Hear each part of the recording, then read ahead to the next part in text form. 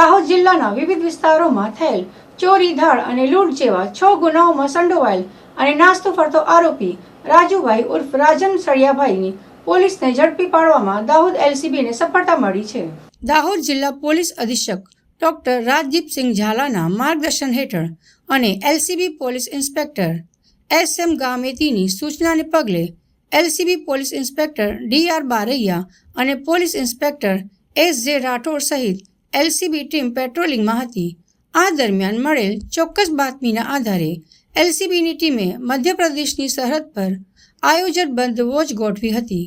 આ દરમિયાન Dahod rural, Dahod town, Piplod, રણધીરપુર, Fatepura અને લીમખેડા પોલીસ સ્ટેશન વિસ્તારોમાં થયેલા ધાડ, લૂંટ અને ઘરફોડ ચોરીના 6 ગુનાઓમાં સંડોવાયેલ આરોપી રાજુભાઈ ઉર્ફે રાજન સળિયાભાઈ પલાસને મધ્યપ્રદેશ બોર્ડર પરથી ઝડપી લેવામાં આવ્યો. આરોપી ગરબાડા તાલુકાના ખજુરિયા ગામનો વતની છે અને હાલ મધ્યપ્રદેશના ખટમા ગામમાં રહે છે. એલસીબીની ટીમે આરોપીને ધરપકડ કરી આગળની કાર્યવાહી હાથ ધરી છે.